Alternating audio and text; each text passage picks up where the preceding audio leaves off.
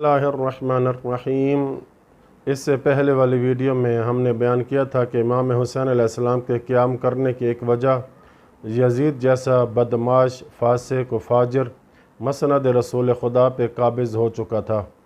اور یزید پلید کے کارناموں اور اعمال بد کو تفصیل سے بیان کیا تھا۔ اب سوال یہ ہے کہ امام علی مقام سید الشہداء نے شہادت کیوں دی؟ اپنے آپ کو اور اپنی اولاد کو اور اصحاب کو دین اسلام پہ قربان کر کے اسلام کو کتنا فائدہ ہوا، اہل اسلام کو کتنا فائدہ ہوا، اور نوع انسانی کو کیا فائدہ ہوا؟ اس کا جواب یہ ہے کہ جیسا کہ پچھلی ویڈیو میں یزید پلید کا بد اعمالیوں کا ذکر کیا تھا کہ وہ کھلم کھلا گناہ کا ارتکاب کرتا تھا۔ اس کا مطلب یہ نہیں کہ جب وہ بادشاہ بنا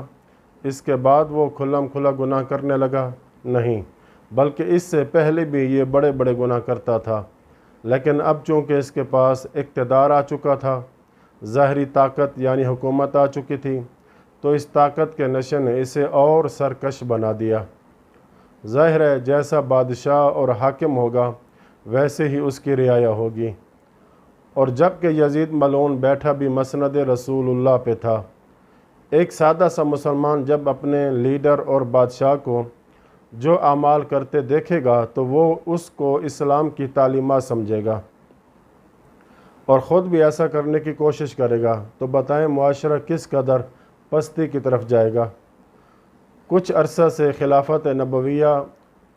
گو جس طرح بھی چلایا جا رہا تھا، اس نے آہستہ آہستہ اب کیسر و کسریٰ کی ملوکیت کی شکل و صورت اختیار کر لی تھی۔ اب تو حالت یہاں تک پہنچ چکی تھی کہ اسلام کے نام نہاد حکمران کھلے عام بندروں اور کتوں سے کھیل کر اسلامی احکام کی مخالفت کرتے تھے، اور ان کو کوئی روکنے ٹوکنے والا نہ تھا۔ کھدر اور سادہ اسلامی لباس کی جگہ اب ریشم و دیبا نے لے لی تھی۔ ان نام نہاد اسلامی لیڈروں کے گھروں سے اب قرآن کی آوازوں کی جگہ راگ و سرور اور گانوں کی صدائیں بلند ہوتی تھیں۔ عبادت اور اطاعت میں شب زندہ داری کی جگہ اب ان کی راتیں داد عیش و عشرت دینے میں گزاری جاتی تھیں۔ پانی کی جگہ اب شراب کے جام اور دور چلتے تھے۔ محرمات ابدیہ سے اب جنسی خواہش کی تسکین حلال اور مباح سمجھی جاتی تھی۔ بڑے دکھ کا مقام یہ تھا کہ عام مسلمان ان بادشاہوں کے نظریات اور اعمال بد کو اصل اسلام سمجھتے تھے۔ ظاہر ہے کہ اگر اس وقت اسلام کا صحیح ہمدرد، بانی اسلام کا نواسہ یعنی امام حسین علیہ السلام خاموش تماشائی کی طرح حالات کو دیکھتے رہتے، یا پھر معاذ اللہ یزید پلید کی بیعت کر لیتے، تو ظاہر ہے کہ پھر اس نام نہاد خلیفہ وقت کے مذکورہ بالا ملحدانہ نظریات اور کافرانہ حرکات پر مہر صحت ثبت ہو جاتی، یعنی یزید ملعون جو بھی کر رہا تھا وہ عین اسلام تھا، چونکہ اب فرزند رسول کی بھی تصدیق آ گئی، اور اس طرح اسلام نیست و نابود ہو کر رہ جاتا، اور اگر برائے نام باقی رہ بھی جاتا تو اس مسخ شدہ شکل میں اسے اصل صحیح اسلام سے ذرا بھر بھی کوئی مناسبت نہ ہوتی۔ ایسے حالات میں امام حسین علیہ السلام نے بیعت سے انکار اور شہادت عظمیٰ کا راستہ اختیار کر کے تمام عالم پر اس حقیقت کو آشکار کر دیا کہ اسلام اور ہے اور موجودہ مسلمانوں خصوصاً نام نہاد خلیفۃ المسلمین کا عمل اور کردار اور ہے، جسے اسلام کی تصویر سمجھنا بالکل غلط ہے۔ اس طرح امام علی مقام نے جام شہادت نوش کر کے قیامت تک اسلام کو زندہ و جاوید بنا دیا،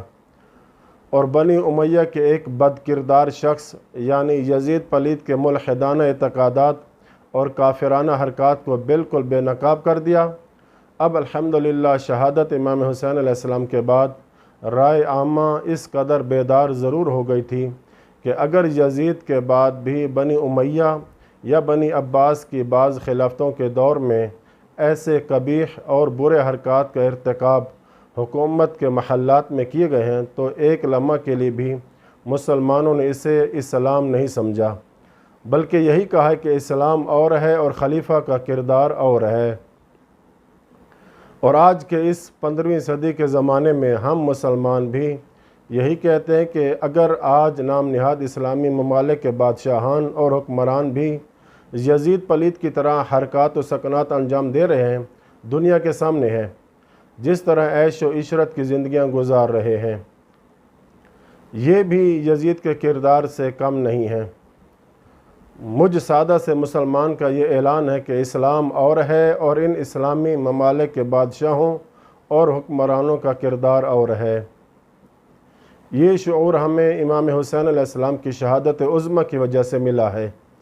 کیونکہ شہادت حسین بقائے اسلام کی ضامن ہے، کیونکہ امام حسین علیہ السلام حکمرانوں کی ان کی بدعمالیوں پر راضی نہ تھے۔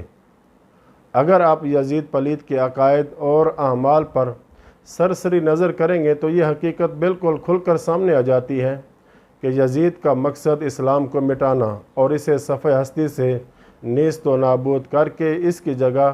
اپنے آبائی مذہب یعنی کفر و شرک کو دوبارہ رائج کرنے کے لیے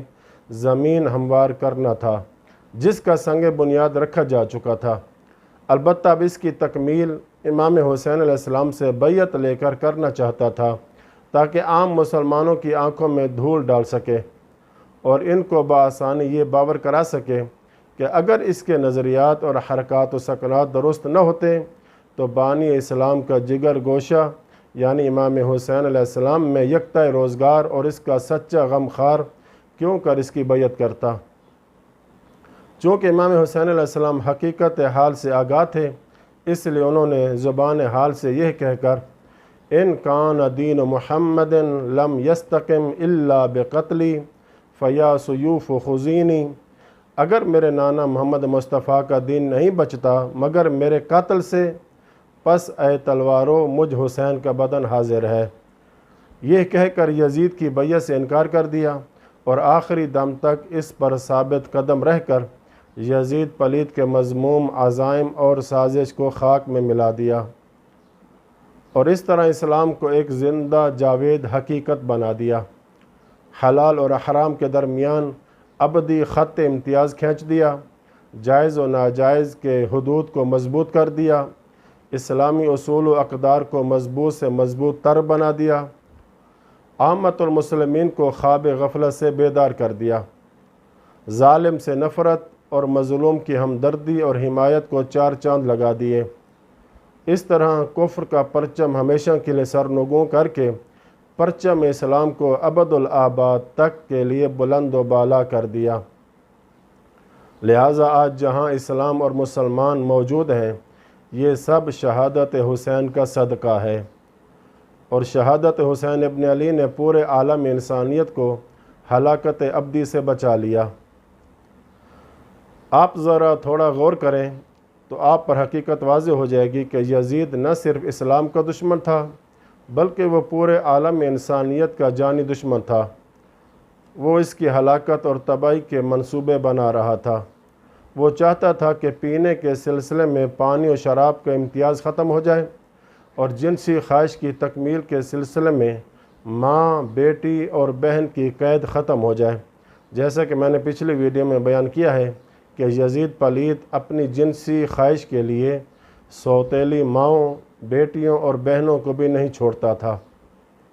ظاہر ہے کہ اگر یزید اپنے ان ناپاک اور خطرناک اور انسانیت کو ہلاک کرنے والے عزائم میں کامیاب ہو جاتا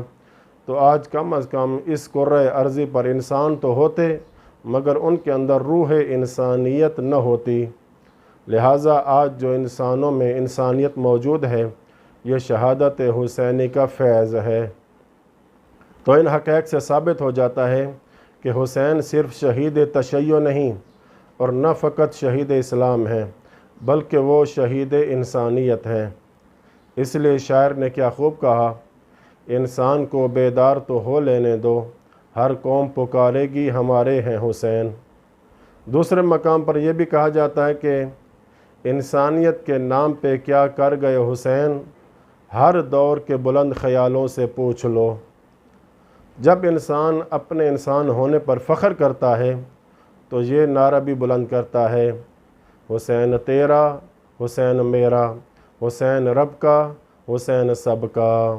وآخر دعوانا ان الحمد للہ رب العالمین۔ वसल्लल्लाहु अला मुहम्मदिन व अहलि बैतिहि